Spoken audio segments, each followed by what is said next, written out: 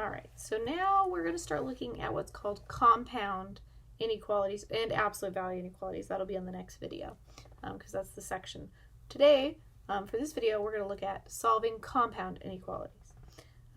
So previously, what we've been looking at is just one inequality. So, x is less than 2, or x is greater than, 7, or whatever the number is. So we've been looking at one thing. With a compound inequality, it means we're going to have two requirements. And we have two situations. We have what's called and what's called or inequality, or compound inequalities. So we have this little kind of informational bit here that I grabbed. So and inequalities, where both inequalities are true. And this means that I have to meet the requirement of both pieces. So I'm going to have two equations, or sometimes we have one equation. So we'll see the word and in the middle, where we have two, not equations, sorry, inequalities.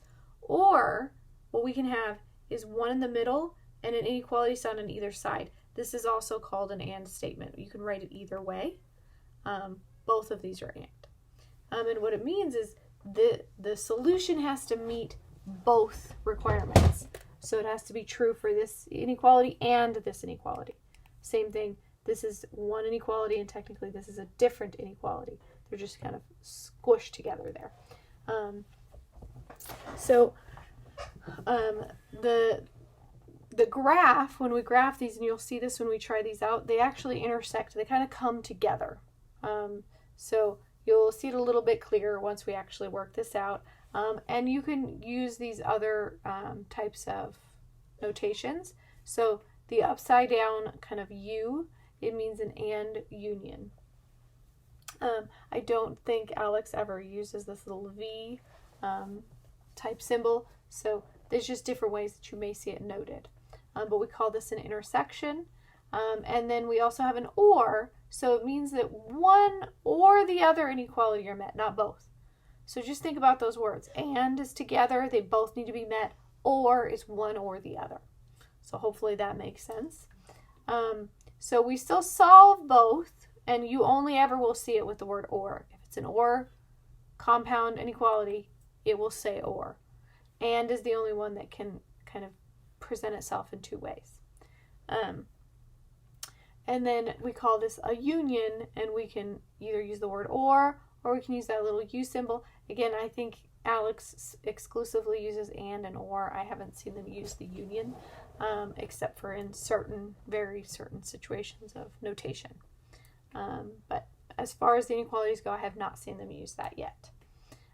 So let's go ahead and take a look at this. The other big one before we actually come down here is when we're graphing the equation, because we do have to graph all of these, is making sure we pay attention to open or closed dots or circles or points, however you want to refer to those. So if I have less than or equal to or greater than or equal to, it's that equal to sign underneath. It means that it's a closed dot. What it means is it's part of the solution. I can actually use that number. If it's just less than or greater than, it's an open circle or open dot. What it means is I can't actually use that number. It's basically a starting point or an ending point. But I can't actually use that. It's not really part of the solution. It just shows me where it stops. Okay, so just make sure you're paying attention to the differences there. All right, so let's go ahead and take a look at this one. And what I'm going to do is zoom in just a little bit to make this a little easier to kind of blurs it a little bit. But all right, so with this one, we want to solve these just like we would any other inequality so that I know where to graph. So I have 4x, and I think I'm going to fix this. Since I zoomed in, my pen needs to kind of be brought down a little bit here. All right, so much better. 4x minus 5 is less than 19, so I'm going to solve this by getting x by itself. So I'm going to add 5 to both sides. 4x comes down, 5 minus 5 cancels, erg, and then 19 plus 5, we get 24. And to get x by itself, I'm going to divide by 4. 4 divided by 4 cancels, becomes 1. I don't have to put the 1 there. Is less than 24 divided by 4 is 6. So this is my first point, and because it's less than, it's going to be an open dot. I don't have an equal to sign here, so it's open dot on 6. and x is less than this amount, so it's going to go less than this amount like this. So now we're going to see the next one, and I'll do this one in a different color here so that we can see 2x. God, my pen is really acting silly today. 2x.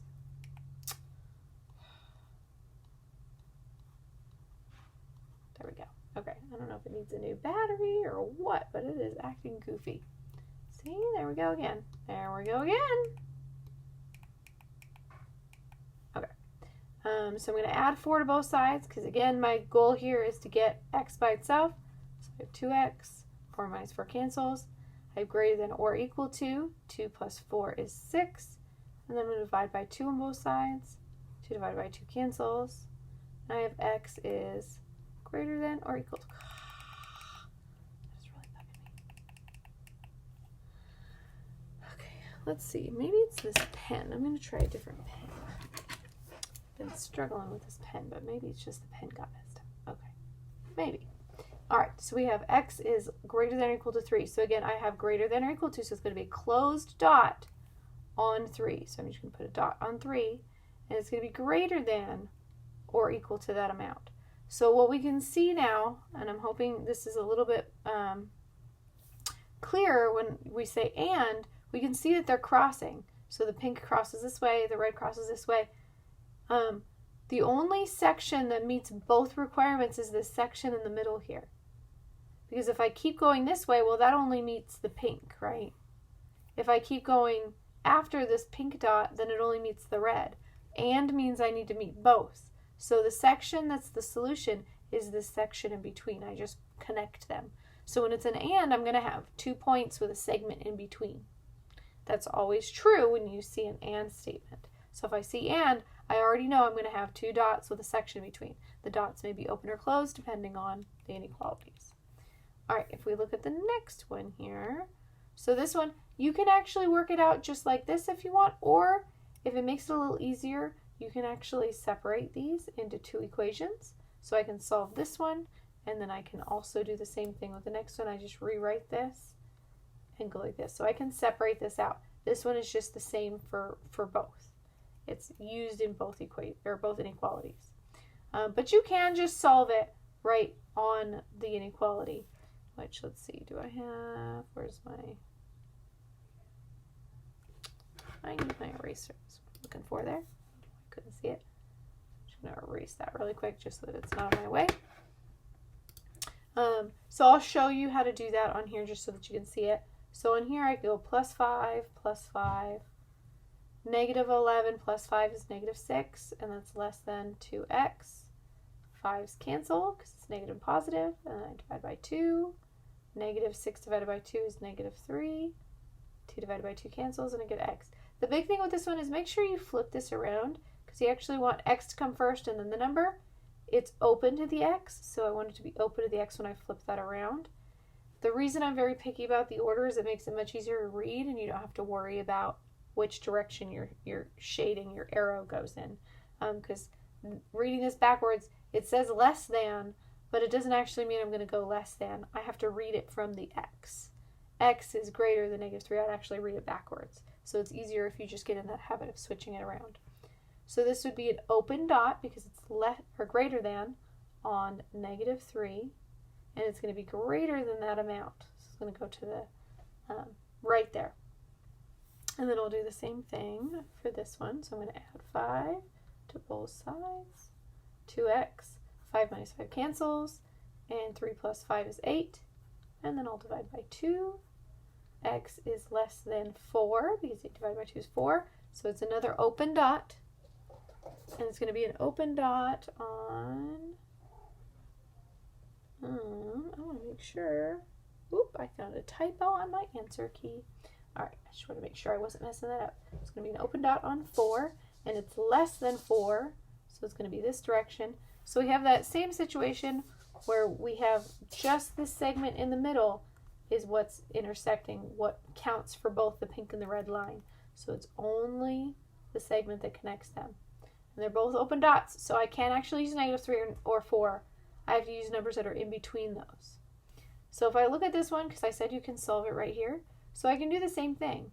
I can add 5 because I want to remove it from this middle section. What I'm going to do is I'm going to add it to both sides because I'm literally doing both equations at the same time. So I get negative 6 is less than 2x, 5's cancel, is less than 8. And then I divide by 2, divide by 2, divide by 2. And I get negative 3 is less than x because the 2's cancel, and then is less than 4, like that. So I still get the 4, I still get the negative 3. It's just in this kind of continuous statement. Just make sure when you're reading this, it's x is greater than negative 3 or x is less than 4. You're basically reading it from the middle when you see it this way. So it's definitely a possibility. All right, so let's look at an or statement and how that actually kind of plays out here. I'm going to be a little bit easier to do that same thing. I'm just going to erase that so that I can write right underneath here. So I'm going to add 6 to both sides because I want to start solving this first inequality. So 4x drops down, 6 minus 6 cancels, negative 30 plus 6, I'm going to end up with negative 24, and then I'm going to divide by 4 on both sides. So 4 divided by 4 cancels, I get x is less than negative 6. So it's less than, it's going to be an open dot on negative 6, and it's less than this amount, so it's going to go to the left. And then I'm going to go over here and I'm going to do the same thing. So I'm going to solve this one. So I'm going to subtract 3 from both sides. So 3x is going to drop down. So 3 minus 3 cancels. And then 15 minus 3 is 12. I'm going to divide by 3 on both sides. X is greater than 4. So now I have greater than, it's an open dot again because it doesn't have an equal to sign underneath it. And it's greater than this amount. So now hopefully this makes a little more sense visually because they do not cross. So these ones crossed over. The pink and the red kind of intersected that same area. So that's why we call it an intersection. With this one, the whole section in the middle that we were connecting before, this doesn't meet either. The red doesn't go across it, the pink doesn't go across it, right? So it's not part of the solution at all. It's kind of ignored. So that's why when you're saying an or compound inequality, either your solution is going to meet one or the other. It can't meet both. If I had negative 8, well, that works for pink, but that does not work for red. If I had a 5, that works for red, but not for pink, right? So it's going to be one or the other. If I have an and statement, it needs to meet both of the statements.